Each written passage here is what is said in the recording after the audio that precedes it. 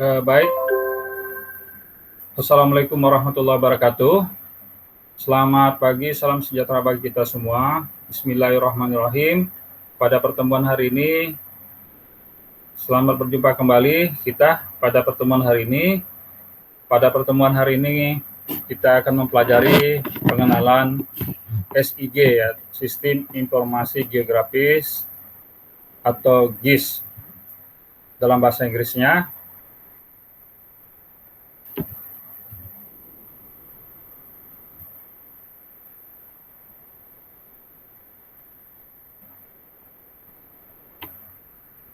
Pengertian sistem informasi geografis, ya, kita harus memahami dulu pengertian sistem informasi geografis itu apa, ya. Pertama yaitu sistem informasi geografis atau Geographic Information System, ya, GIS, ya. Kalau kita Indonesia SIG dalam bahasa Inggris GIS, ya.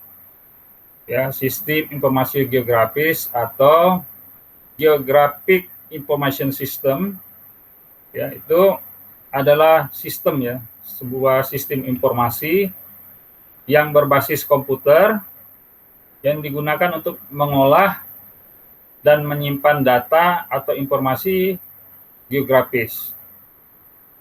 Jadi datanya yang diolah dan disimpan itu adalah data geografis. Pengertian lainnya untuk memperkuat adalah SIG ini adalah suatu komponen yang terdiri dari perangkat keras, perangkat lunak, data geografis, dan sumber daya manusia. Jadi ada 4 komponen. Ya. Ada 4 komponen dalam kita menggunakan GIS. Pertama adalah perangkat keras. Perangkat keras di sini karena dia berbasis komputer, ya, perangkat kerasnya komputer gitu, ya. Kemudian perangkat lunaknya adalah software, ya, atau aplikasi GIS itu sendiri. Kemudian ada data geografis. Nanti kita sampai pada pembahasan data geografis, ya. Dan sumber daya manusia ada yang menggerakkannya. Tidak tahu nanti suatu saat nanti SIG atau GIS bisa digerakkan oleh robot, yaitu ceritanya lain. Tapi yang untuk saat ini komponen keempat adalah sumber daya manusia, gitu. Dan bekerja bersama, ya, merupakan sistem bekerja bersama secara efektif untuk memasukkan, ya, nanti ada kerja-kerja memasukkan data, menyimpan data, mengedit data atau memperbaiki, kemudian juga mengupdate data, memperbarui data, ya, mengupdate, kemudian memanage data atau mengelola, dan juga memanipulasi nanti ini terkait dengan biasanya penelitian, ya, kita melakukan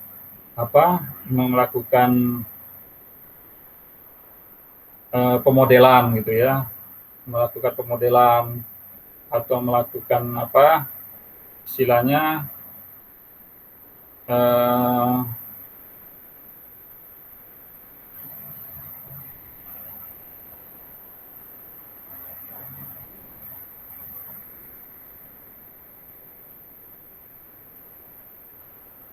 ya, melakukan pemodelan lah, ya, pemodelan ya, di dalam kalimat penelitiannya itu dalam pemodelan yang lebih halus dari manipulasi itu.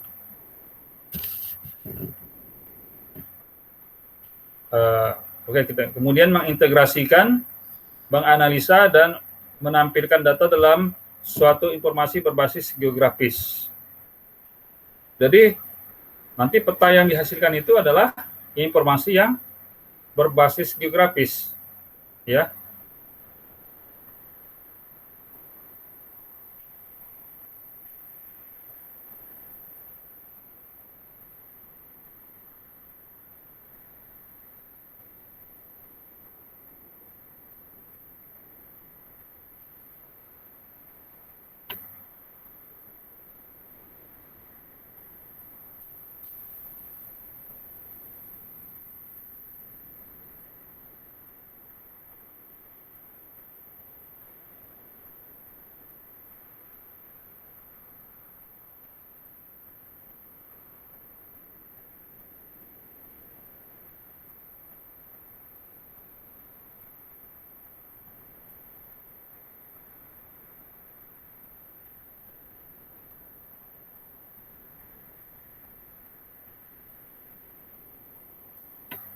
Nah, dalam pembahasan selanjutnya, SIG atau GIS akan selalu diasosiasikan atau dihubungkan dengan sistem yang berbasis komputer ya. Jadi kalian kalau tanpa ada komputer nanti tidak mungkin ya untuk menggunakan GIS. Makanya kalian harus mempunyai komputer. Terserah apakah dalam bentuk laptop atau desktop.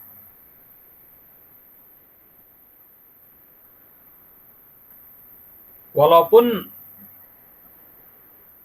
SIG ini dapat dikerjakan secara manual ya, tetapi itu sangat menyulitkan kita lah gitu. Komputer ini ya perangkat keras, hardware, kemudian ditambah dengan softwarenya, ini tujuannya adalah untuk membantu kita ya untuk menginput, mengolah, menganalisis dan sebagainya data geografis yang pada umumnya ini adalah data yang digunakan nantinya adalah data yang besar ya, dari segi kuantitas maupun kualitasnya atau ukurannya, dan terdiri dari banyak tema gitu yang saling berkaitan. Misalnya terkait dengan jalan ya, informasi geografis terkait dengan jalan-jalan, informasi geografis terkait dengan penggunaan lahan, informasi geografis terkait dengan batas-batas administrasi, kemudian informasi geografis terkait dengan hidrografi ataupun hidrologi, terkait dengan elevasi lahan atau kontur, dan lain sebagainya. Ini merupakan informasi yang besar, ya, yang kalau tidak menggunakan bantuan komputer dan software ya, hardware dan software, hardware saja tidak cukup ya, tidak bisa, harus dibantu lagi juga dengan software. Itu sulit mengatakan akan bisa dilakukan. Nah, selanjutnya GIS ini memiliki kemampuan untuk menghubungkan berbagai data pada suatu titik tertentu di muka bumi, ya, bukan cuma menggabungkan, tapi bukan cuma menghubungkan, tapi juga menggabungkan. Bukan cuma menggabungkan, tapi juga menganalisa dari gabungan itu dan dia menginterpretasikan dalam sebuah peta gitu. Kemudian data yang akan diolah pada SIG merupakan data spasial. Ya, data spasial tadi data yang geografis. Jadi merupakan suatu data yang memiliki informasi atau terkait dengan sistem koordinat tertentu sebagai dasar referensinya gitu. Sehingga aplikasi SIG dapat menjawab beberapa pertanyaan seperti di mana lokasi objek tersebut, kemudian seperti apa trennya, tren perubahannya, tren perubahan tutupan lahan misalnya dari tahun ke tahun, kemudian pola seperti apa, ya, pola perubahan dari data tersebut, dan pemodelan, ya. Oh ya, saya udah ketemu kalimat simulasi ya. Jadi bukan manipulasi, yang tepat itu adalah simulasi, dan ya manipulasi juga bisa, tetapi terkait dengan pemodelan tadi adalah simulasi ya, simulasi. Alhamdulillah ketemu dah kalimatnya. Kemudian kemampuan inilah yang membedakan SIG dari sisi informasi lainnya. Jadi banyak sekali kelebihan-kelebihan daripada SIG ini yang sangat bermanfaat bagi kita gitu. Jadi seperti yang ada di gambar di sini ya. Ini inputnya peta, misalnya peta analog ya, peta analog itu pertama harus didigitasi, kemudian disimpan dalam basis data spasial kan. Setelah didigitasi, dia pasti sudah ditambahkan di situ informasi terkait dengan koordinatnya kan. Kemudian basis data disimpan dalam basis data spasial. Kemudian juga data yang lain, data dari remote sensing Ini juga bisa disimpan dalam basis data spasial. Ini sama ya, data digitasi. Kemudian data terkait data teks dan data statistik, ini nanti atribut ya, masukkan data yang non spasial. Nah, nanti ini dari kumpulan dari data-data spasial ini ditambah dengan kumpulan data-data non spasial ini nanti akan diolah dalam basis data yang kedua di SIG ini ya, yang akan menghasilkan informasi geografis dalam sebuah peta gitu. Jadi seperti inilah penggambaran sistem dari SIG. Nah, sedikit kita dalami data spasial. Sebagian besar data yang akan ditangani dalam SIG merupakan data spasial. Ya, data yang lain tadi, data atribut tadi. Yaitu sebuah data yang berorientasi geografis, memiliki sistem koordinat tertentu sebagai dasar referensinya. Ya, nanti kita mengenal data basis data ini sistem koordinat. Sistem koordinat nanti akan dipelajari pada pertemuan berikutnya sebagai dasar referensinya dan mempunyai dua bagian penting yang membuatnya berbeda dari data lain, yaitu pertama informasi lokasi atau spasial dan informasi deskriptif atau atribut tadi. Jadi data spasial itu pasti akan mengandung informasi lokasi atau spasial dan juga deskriptif dari objek tersebut atau yang disebut dengan atribut. Nah, informasi lokasi spasial berkaitan dengan koordinat pada ya, koordinat baik koordinat geografik yaitu lintang dan berdasarkan garis lintang dan bujur ya, atau dia nanti koordinat X, Y, Z ya. Termasuk diantaranya informasi datum dan proyeksi. Kemudian informasi deskriptif itu apa atau atribut atau disebut juga non spasial adalah suatu lokasi yang memiliki beberapa keterangan yang berkaitan dengan objek tersebut. Contohnya misalnya menjelaskan titik tersebut, titik yang tergambar di dalam peta itu apa. Misalnya yang berwarna hijau itu adalah vegetasi tertentu misalnya. Kemudian misalnya terkait populasi. Kemudian misalnya ada poligon atau area itu apa? Kebunkah atau danaukah atau apa gitu kan? Kemudian juga bisa juga ditambahkan keterangan-keterangan lain ya. Nah, format data spasial ya.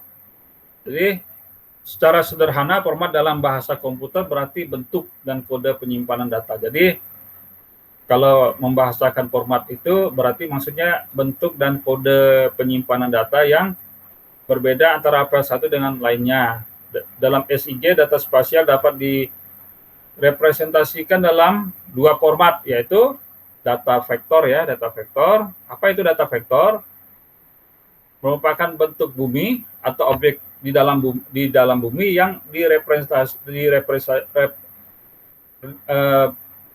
bentuk bumi atau objek yang terletak pada bumi yang direpresentasikan ke dalam kumpulan garis, area, ya, yang dibatasi oleh garis yang berawal dan berakhir pada titik yang sama. Jadi kalau garis ya, garis itu ada titik awal dan titik akhirnya, itu garis. Tetapi kalau misalnya garis itu nanti berakhir ya pada garis titik awal dan titik akhirnya itu berakhir pada tempat yang sama atau koordinat yang sama, maka itu disebut dengan area atau poligon kita nyebutkan dalam GIS.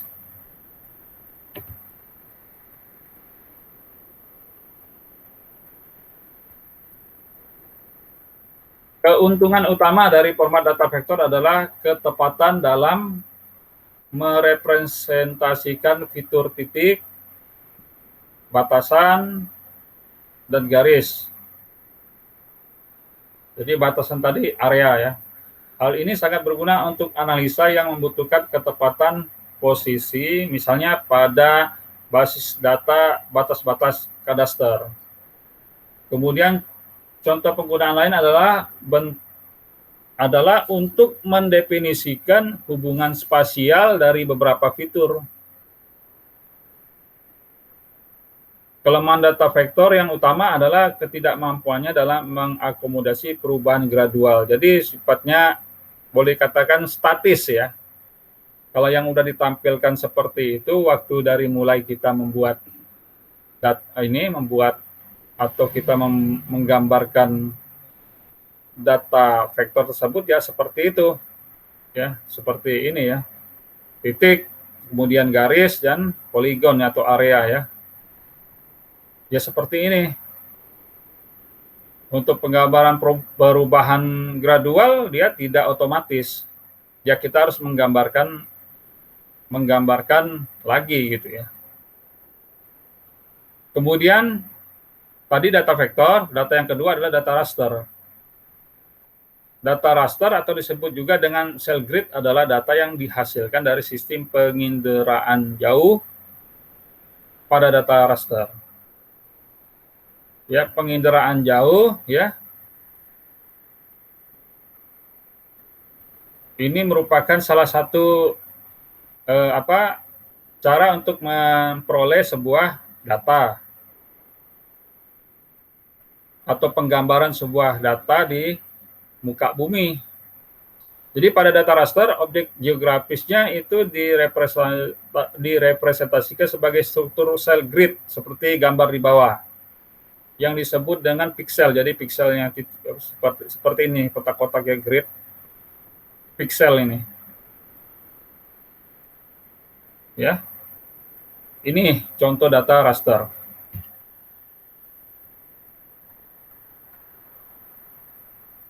Nah, pada data raster, resolusi atau definisi visualnya, jadi bagaimana kemampuan data tersebut untuk memvisualisasikan objek tersebut di muka bumi tergantung pada ukuran pikselnya. Dengan kata lain, resolusi piksel menggambarkan ukuran sebenarnya di permukaan bumi, atau resolusi piksel itu untuk menggambarkan sejauh mana kemampuan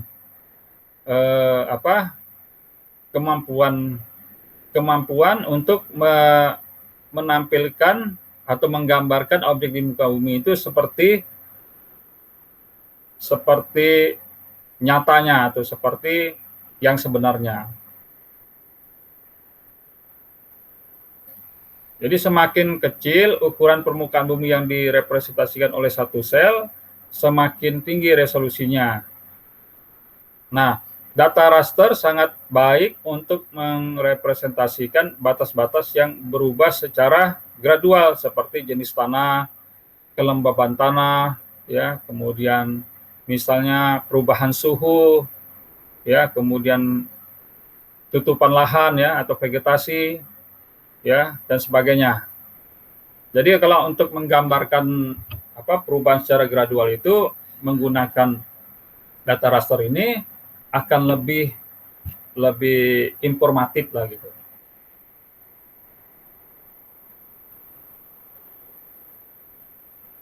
Namun data raster juga mempunyai keterbatasan utama, yaitu kalau kita menggunakan data raster ini pasti ukuran filenya itu kan besar, sehingga dia akan memakan space daripada hard disk atau space penyimpanan di dalam komputer kita.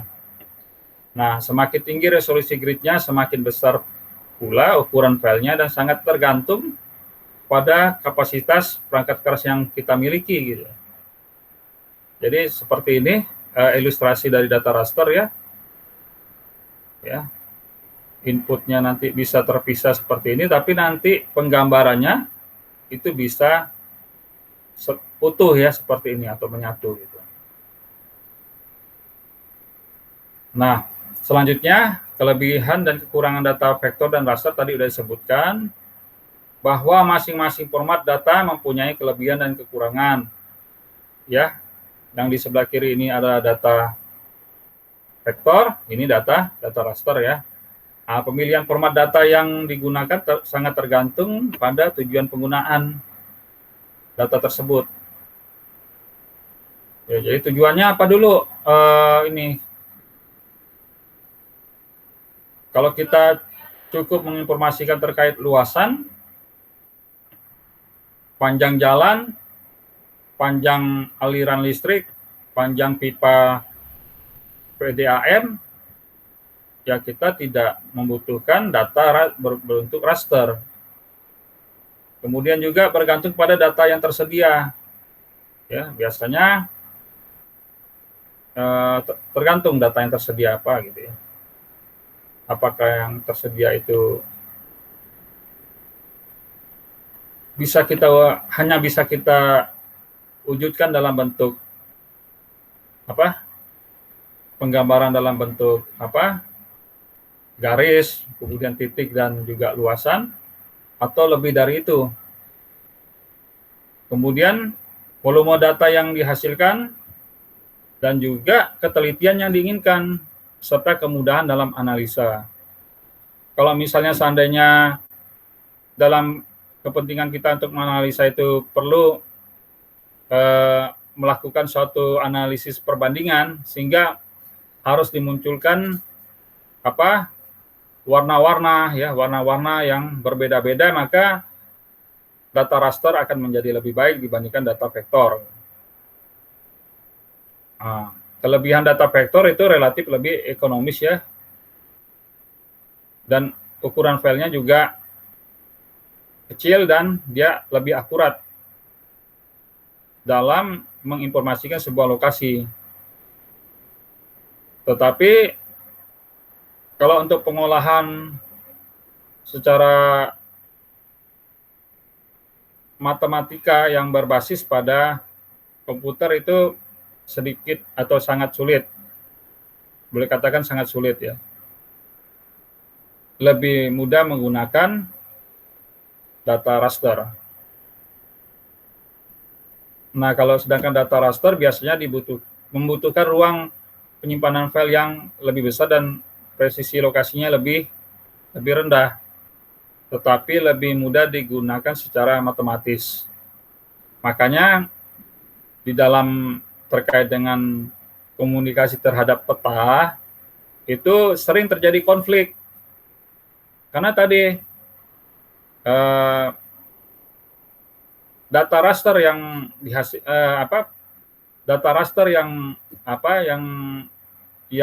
disampaikan atau yang digunakan ya untuk mengidentifikasi sebuah wilayah itu presisinya itu relatif lebih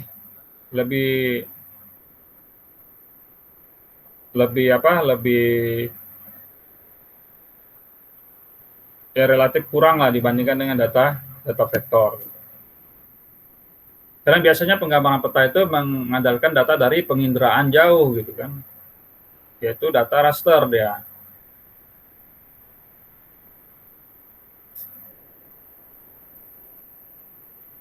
Nah, selanjutnya sumber data spasial ya, pertama adalah peta analog. Peta analog ini adalah peta dalam bentuk cetakan gitu, jadi dalam bentuk print out gitu ya. Contohnya misalnya peta topografi, peta tanah, peta tutupan atau peta penggunaan lahan, peta administratif yang dicetak. Pada umumnya peta analog dibuat dengan teknik kartografi ya, kemungkinan besar memiliki referensi spasial seperti koordinat. Ya, di dalam petanya itu pasti nanti ada koordinat-koordinatnya kan, kanan kiri atas bawah, kemudian skala juga biasa diletakkan di pojok bawah ataupun misalnya di di kanan atas, kemudian biasanya sih umumnya di bawah ya untuk skala ya. Kemudian arah mata angin ya. Dalam tahapan SIG sebagai keperluan sumber data, peta analog dikonversi menjadi peta digital. Jadi kalau misalnya nanti kita mau menggunakan SIG, peta analog itu harus kita digitasi dulu. Jadi format tadi, raster tadi dibuat ke dalam format vektor. Ya, kita digitasi gitu. Nah, ini contohnya peta analog yang tercetak gitu ya. Kemudian yang kedua, peta digital. Peta digital yaitu representasi fenomena geografik yang disimpan untuk ditampilkan dan dianalisa oleh komputer. Setiap objek pada peta digital disimpan sebagai sebuah atau sekumpulan koordinat. Ya. Sebagai contoh, 10 objek berupa lokasi sebuah titik akan disimpan sebagai sebuah koordinat, sedangkan objek berupa wilayah akan disimpan sebagai sekumpulan koordinat.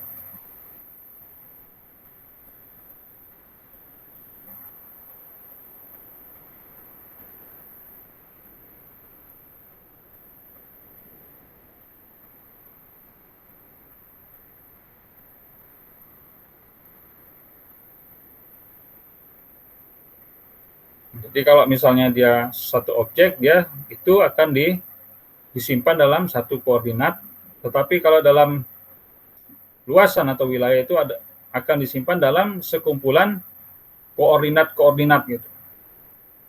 Ini yang membedakan peta digital dengan peta analog.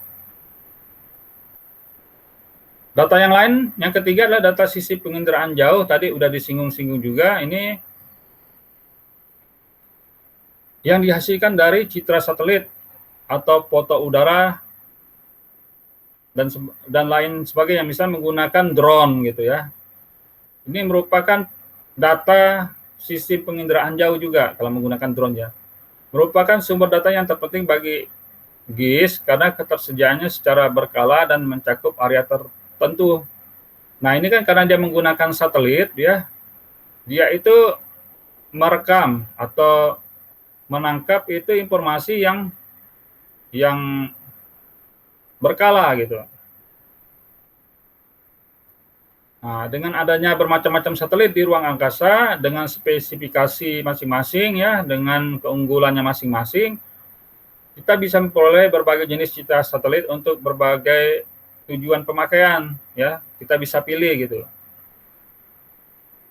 Data ini biasanya direpresentasikan dalam bentuk format raster ya, seperti yang ada di bawah ini ya. Ini ya, di bawah ini ada semacam foto ya, ini raster ya. Nah, ini ilustrasinya seperti inilah ya. Ada satelit ya.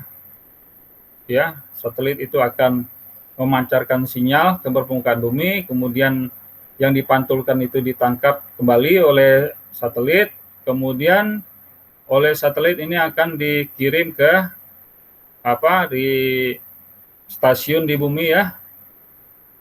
Ya. Untuk dilakukan pengolahan data ya. Pengolahan data citra ya, kemudian juga analisis citranya, sehingga menghasilkan ini yang di bawah ini. Kemudian data yang selanjutnya adalah data hasil pengukuran lapangan. Ya, ini ada kaitannya dengan mata kuliah kalian, mata kuliah survei, mata kuliah yang lain ya. Ini memiliki teknik perhitungan sendiri. Pada umumnya data ini merupakan sumber data atribut, contohnya ya, data administrasi, batas kepemilikan lahan, batas persil, batas hak pengusahaan hutan, dan lain sebagainya. Ya, tentunya data hasil pengukuran lapangan akan jauh lebih akurat dibandingkan dengan data dari penginderaan jauh. Ya. Jadi seperti ini cara perhitungan ya perhitungannya ya tersendiri ya penggambarannya seperti ini. Ya biasanya kan menggunakan waterpass atau theodolite ya theodolite atau waterpass gitu ya. Kemudian data yang selanjutnya adalah data GPS atau Global Positioning System. Jadi mungkin ini tidak asing lagi bagi Anda pasti sudah pernah menggunakan data GPS ya. Teknologi GPS ini memberikan terobosan penting dalam penyediaan data bagi SIG.